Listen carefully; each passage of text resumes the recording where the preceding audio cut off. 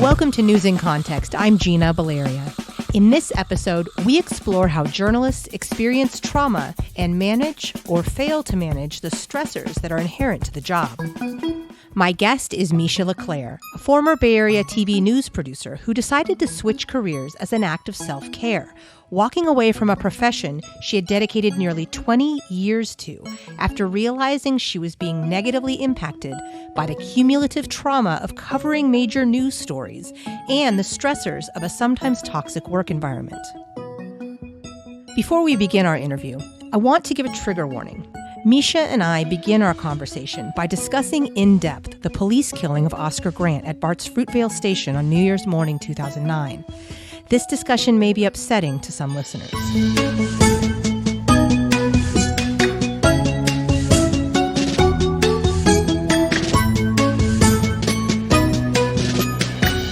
So Oscar Grant, talk a little bit about how that went down when you were working and how you processed it. So Oscar Grant, I was working that weekend. It was a holiday weekend. I always worked almost all the holidays. When I came in the next morning and we knew that he had died, and we were like the first crew there because we had a guy who chased, the scanners. And so when he got there and BART police were like, oh, not a big deal. He was like, no, this is a big deal. Like, I saw him on the gurney. He's not living. And then of course he dies. And then video starts kind of coming out from people's cell phones, but the video is all like really like hard to tell. Like, it's obviously like a chaotic scene, but it's hard to say who's bad behavior necessarily in those initial videos. And police were just like, they were resisting arrest and they were fighting on the train and kind of these blanket statements and very little, right? So then we had this guy show up who he just showed up and he chose us and he said, I have video and you can see him die. And he said, I want you all to air it. There was only a few of us there, right? It's the weekend. And so my news director came in when we found out this guy was coming. And he decided that the right thing to do would be to have all of us watch it together. So it wasn't any one person making the decision. He didn't make anyone watch who didn't want to, obviously, but and some people didn't. But we watched it with the guy there. So I remember the first time watching, we were like, there's definitely that moment of like stunned, like, oh my God, because it was very clear. It was very clear that he was already pinned on the ground. It was very clear that he was shot in the back. He's like right there. And so it was pretty stunning. And, you hear everybody's reaction. There's a full BART train of people reacting. It's pretty crazy. I think like very quickly, your like instinctual emotion reaction kind of gets like turned down, right? Like you have that kind of like, oh my God, what just happened? And that's, why was he shot? And you can clearly see that he's being shot, but he's also pinned down. And then you kind of have to move on. And so then it becomes like, okay, we're backing up the video and we're like scrutinizing it more and, pausing it and where are people's hands and, all that kind of stuff. And is the shot really clear? And then, transitions into the debate about like handling it responsibly. What can we show? What can we not show? What do we say we saw in the video versus airing, and like what times of day and what kind of warnings? And ultimately, especially because so commonly the police just say they're resisting arrest and it's like this blanket, whatever. We felt it was really important to show it. And as I recall, we showed it once. We gave an explicit warning. I can't remember if we waited till the 10 o'clock or if we aired it in the earlier shows, but the first airing was we showed it. And then after that rule was you had to stop the video and you could air the audio of the gunshot, but you had to stop the video. So we weren't like repeatedly showing this guy getting killed, right? And it was really important.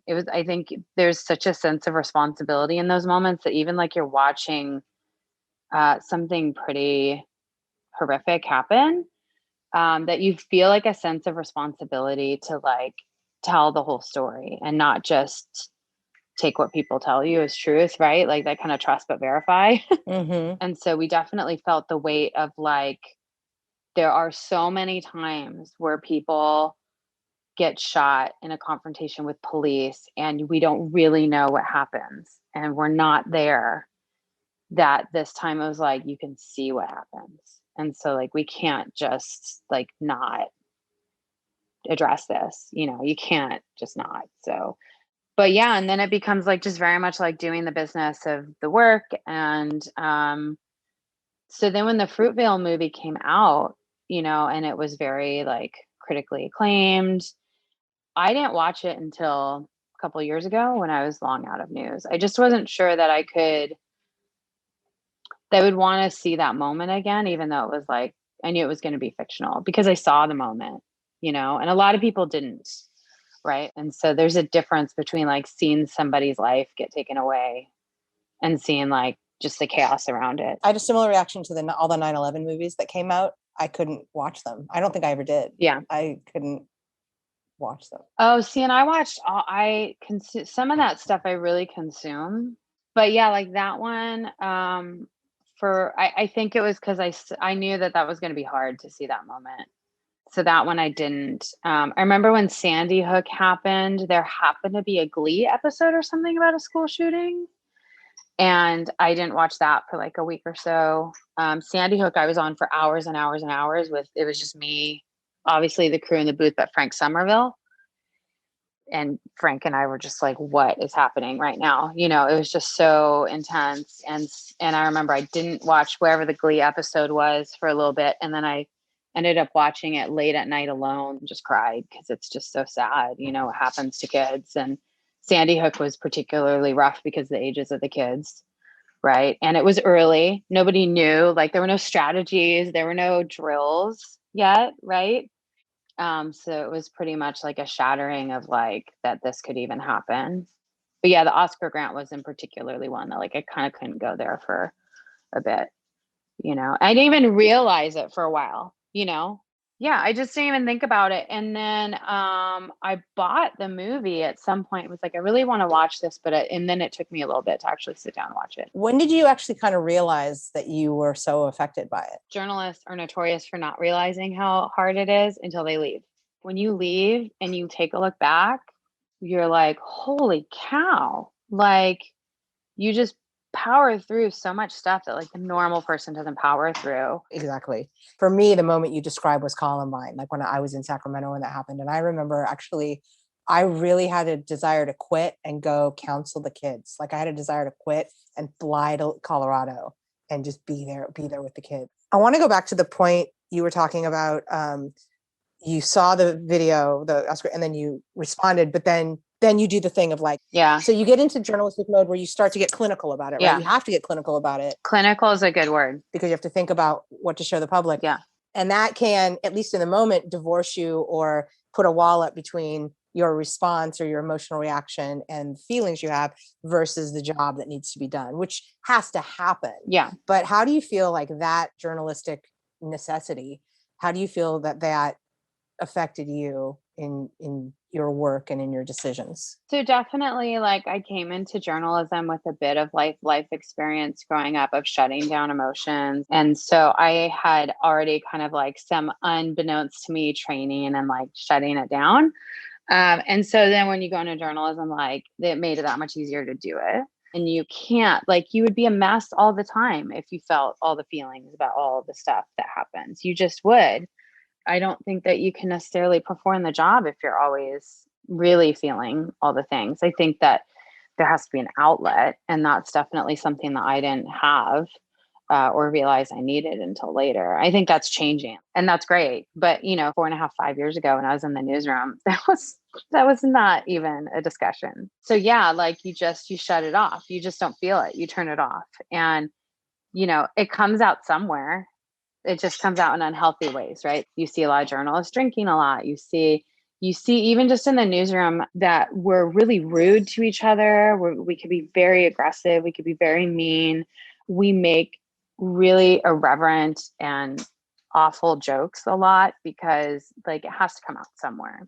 It just does. Then when you kind of go through whatever your process is to start learning how to feel feelings again, I always joke, it's really messy when you've spent years and years teaching yourself to not feel things. Then all of a sudden you're trying to let yourself feel things. It is an absolute mess. it's not a healthy cycle at all. And so you definitely have to find like outlets and ways. The Sarah Seidner case this week is like a really good one where it's like it just overwhelmed her.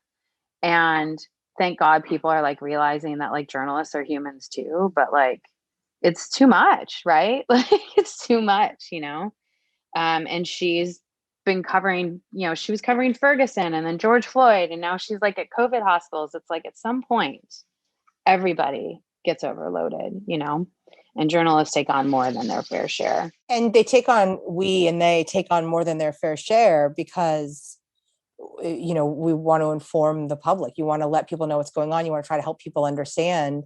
And that's part of the gig. But you're so right that we weren't talking about that. No. It's really important to bring up the unhealthy habits thing, like the drinking, the eating, the way we treat each other. And we all do it and we all laugh about it, right? Like when you see people are rude to each other, we laugh about it. We think it's like I don't know if we enjoy it, but we enjoy it, right? Because it's a release. Well, there's a sense of pride. Yeah. It's not just that it's a toxic work environment. It's that there's a sense of pride when you can hold your own in that toxic work environment. It's like celebrated.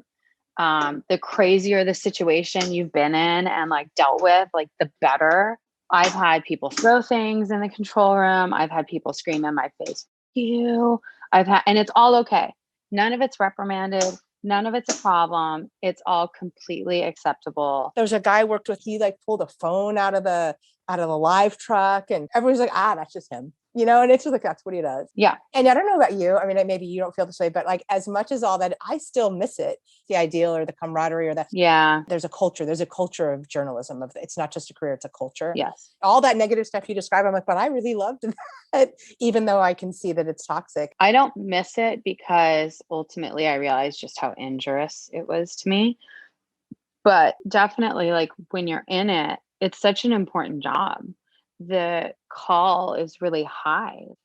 Yes, there's a lot of ego and attainment, and you can get a lot of recognition, these kinds of things. But at the end of the day, you're serving the public. And like without us, a lot of things can go really, really wrong for communities, for countries, for democracy, for all these kinds of things. When that thing came out about like journalists always identify as journalists, a couple of my coworkers sent me the article and were like, this is, and I was like, yeah, like it's a sense of self. That's, I'm sure doctors feel the same way. Military feels the same way, right? Like you're definitely defined by it in a way that's not just a job when you're really in it for some period of time. I don't miss it, but that's because it was so rough. It was so hard and it wasn't good for me. So would I do it? Like, I mean, shoot, if I like lost my job and I had to, of course I would. I would be calling stations and picking up shifts, of course. But I'd be like really worried and really careful about and looking for the way out as soon as possible again, because I know it's not a good setup for me. You're listening to News in Context. I'm Gina Valeria. We're talking with former Bay Area TV news producer Misha LeClair about stress, trauma, and self-care in the news industry. And I actually had like a whole bunch of conversations when I got to Adobe, and it was such a culture shift that I happened to find a manager and connect with. And we started going to lunches, and I would call them my sanity check lunches. And I would ask all the weird questions because I was just so unnerved by how different the culture was that I sometimes didn't really know how to behave. Right. So like I'd say things like, everyone's too nice. I can't tell if everybody's like mad at me behind their back. Everyone's too nice. Everyone's too quiet in meetings. They don't understand. Like nobody talks in meetings. And so then when I like, am I not supposed to talk too? Like those kinds of things. Cause like, editorial meetings are so crazy and everyone's talking over each other and all this kind of stuff, all those little weird culture things that are just so baked into a newsroom that are just crazy town. And then you go into a professional environment, and I did not know how to behave in I mean, I did, I wasn't like, but I just was so scared that I was screwing up all over the place and not even knowing it. I had a similar experience when I took my first job out of news. The first thing was, wait, you leave for an hour every day and you actually just have lunch outside? Yeah. And actually eat. What? That doesn't make any sense. The other thing that happened to me is I would send these emails, your quick emails, because just get the work done, get the job done. Yes. Instead of these drafted. Yes. I'd be like, hey, can you take care of this, this, and this? Thanks. One person I worked with who was like, your emails are so curt and so rude. And I'm like, what? What do you? What are you talking about? So I had to totally learn how to send emails that were, hi, how are you? I hope your day is going well. By the way, hoping we can get this stuff, like I had to learn a whole new way of communicating via email that just, I never learned in the newsroom, because even if I'm reaching out to a source for an interview, it's like, you're still not being flowery. You're like, hey, we've got the story. I'd love to talk to you. I've got 5 minutes, right? So exactly. And people are reaching out to you. So yeah, so I never did learn that until I left news. And then I learned a whole new way of communicating via email. Yeah. Now I send a lot of stuff. I'll draft it and I'll send it to somebody else to read first. Yeah. I'm also really working on like not responding to things immediately. I had like my year check-in, like my annual check-in with my manager last month. And he does a good job of always saying like, what can I do to help you more? And I was like, you need to tell me what's really urgent, because I have 17 years of, if you tell me it's urgent, it's urgent. And so you have to be my barometer, because my barometer is off. There's like a customer problem that came in late last week and I was like trying to get it out, and he's like, no, it's okay. We're not releasing that today. And I was like, wait, what? What do you mean? Like I'm like, you have to be that barometer, because if you tell me it's important, and I'm going to get it done now. People will say about whatever job that's not news. Yeah. So busy. I'm so slammed. And I'm like, really? Am I doing it wrong? Oh, because yeah. I don't feel that way. I feel like this is much easier than what I used to do.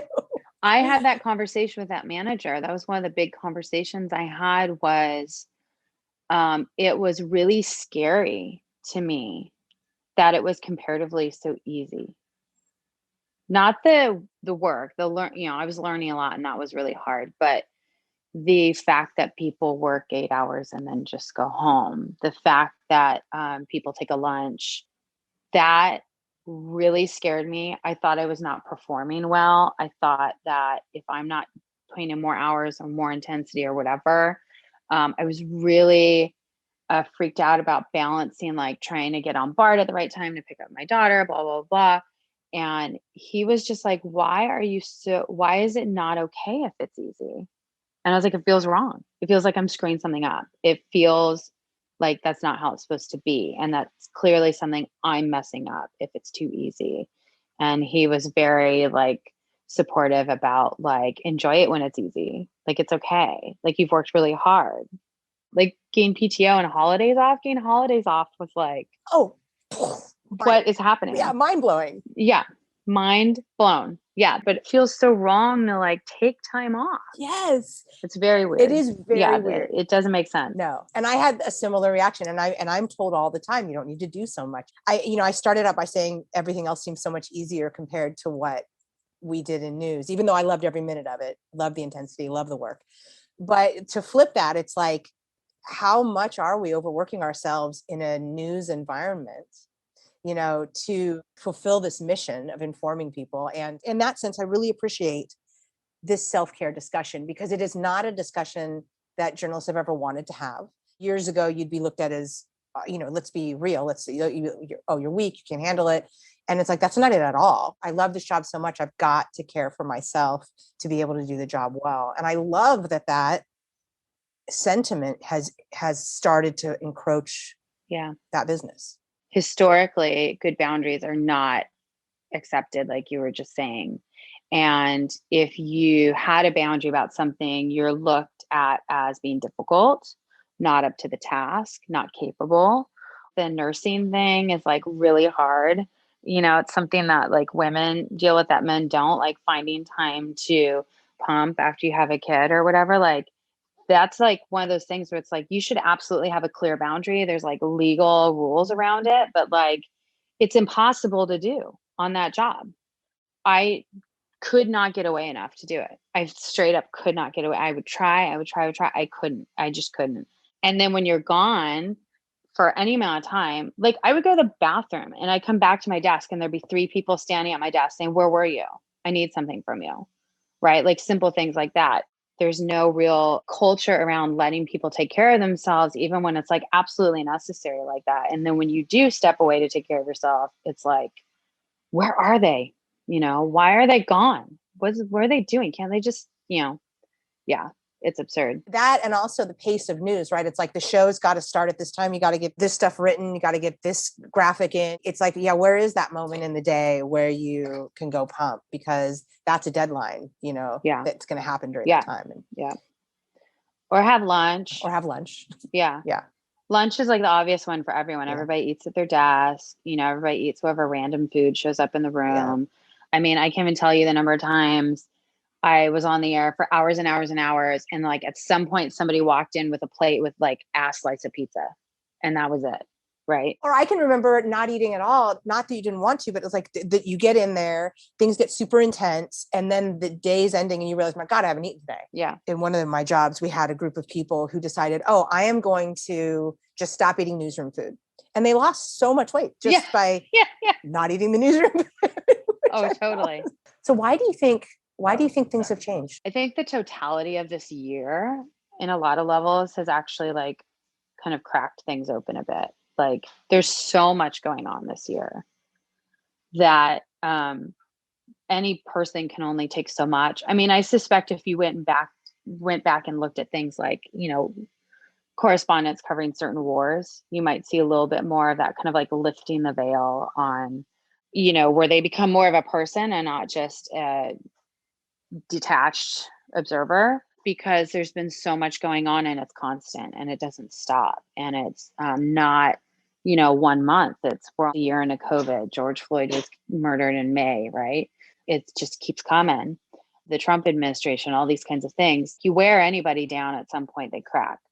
I think there's also a bit of, because what counts as journalism, air quotes journalism, has been muddied, you're getting a lot more blurring of lines. And so you have people in these other mediums like Instagram or some podcasts people who have self-appointed themselves as journalists. And so they are more personalities and less trained observers. And so you get a different storytelling, and there's clearly more appetite for that. And so I think there's some of that where it's like people are okay with people being a little less detached. I think you have more people doubling down on, the kind of people they go to for news. So like part of the reason people watch Fox News is they like the Fox News presenters and they want that personality. And so there's more of a tolerance for like who that person is. And then people kind of fan favorite align to whoever that is. Right. So I think you kind of have like this like soup of all these different pieces. And then the enormity of all the things isn't just like people are kind of cracking under the pressure, but also people are taking a stand. So like I found it really interesting to watch CNN over the last year. And at some point they just were like, we're going to use words that we would never have used before. Like enough is enough. This is the line and we're calling it. And then when something happens, like Sarah Seidner crying on air, and she's, honest about it and writes about what was going on behind just that moment, people are more open to it because of all these different things. People still get their news for the New York Times, but a lot more people get their news somewhere else where it's like textured and people and opinion and all these kinds of things. So there's more of an appetite for it. I think it's all of that kind of stuff kind of woven together, which is good and bad. Like I don't want people to be detached, but I want these standards of journalism because it makes a difference. I really appreciate that you tied it into all of the other trends that are happening, because that's a really insightful way of looking at it. I want also those journalistic standards to remain because, as you say, we're trained observers and we need to hold power to account. We need to observe the world and share that back with people so that they can navigate their world. That role has to be there for a healthy society, or for a healthy functioning society. And if we're going to break that down by focusing on opinion and sensationalism and just my side, not your side, then things are going to break down. We're seeing them break down. In that context, how do we keep the journalistic integrity of the information that's coming to you, while also ensuring that the people who are providing that and doing that work can be cared for and can deal with the trauma that is ultimately going to be there, because that's part of the job. Just like it's part of the job of a doctor, part of the job of a law enforcement official or of a military official, lots of different jobs, nurse. How do you deal with that trauma? And this is where I know that some professions have started doing that. But journalism is definitely not there yet. Now that we've cracked it open, as you say, we've got to start grappling with that. How do we maintain the integrity of what we're doing while actually caring for the people who are doing it? Absolutely. I mean, there are firefighters that end up with PTSD. There are clearly veterans that end up with PTSD, but nobody wants to talk about like the impact that this stuff has on journalists. The traditional media sources are still working on doing a better job of really explaining how we do our job. I think the public needs to know more and understand more, because they assume that it's all kind of behind smoke and mirrors and it's all backdoor handshakes and all this kind of stuff. And that's not the truth, but we don't kind of like let people in. The conversations we have with each other one-on-one about like, no, I called this person, they wouldn't talk to me, or whatever it is. We have to share more of that. You see more of it than it used to be, but I think we could be much more transparent about how the work gets done to build trust with the audience that journalists are taking every step possible. And I think people have to accept their mistakes and when they miss something or whatever. But a lot of times people don't even realize that like you didn't miss it. It's that person wouldn't return your call. You couldn't find the document, whatever it is, these kinds of things, like even just acknowledging, I tried to find this, I tried to find that. But yeah, these kind of like requirements of like rigor, I think have to be maintained. Otherwise you can't trust anything, right? And I think in that examination and trying to communicate that, I also think that you also have to reckon with the self-care stuff. Yeah. And you can't like build trust with the communities you're trying to serve, right?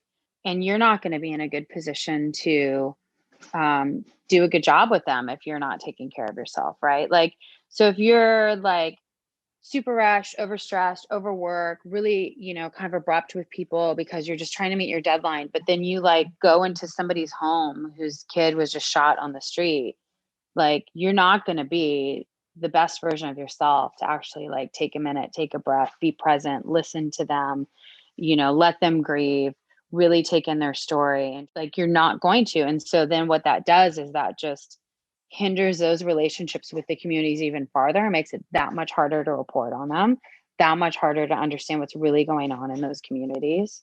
It ties back into the work.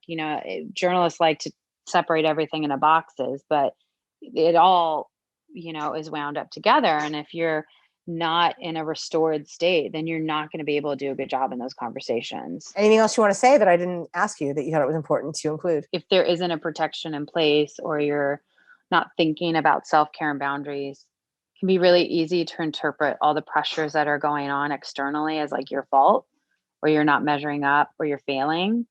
And that's not the case when there's all these external, right? That's like the good boundary conversation again of like, there's this culture that is going to unintentionally or intentionally try and beat you down a bit because there's this culture of celebrating the hardiness that we all have. But if that doesn't work for you, that doesn't mean that you're screwing up. It means that the system is screwing up, right? Because there definitely is that culture. So true.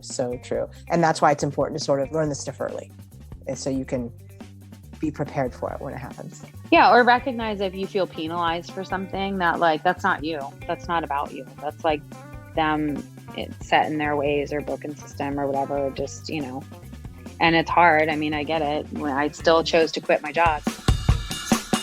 Thank you to my guest, Misha LeClair, former Bay Area TV news producer who now codes for Adobe. Music in this episode includes Spring Fling by Track Tribe and The Heist by Silent Partner. In addition to hearing News in Context every Friday at 8:30 a.m. and 6:30 p.m. on KSFP 102.5 in San Francisco, you can hear it on Spotify, Stitcher, Apple Podcasts, iHeartMedia, Google Play, Google Podcasts, Podbean, YouTube, and PRX. We're also on Facebook and Twitter at News in Context SF and on Instagram at News in Context. And you can find links to all of that at newsincontext.net. I'm Gina Valeria. Thank you for listening.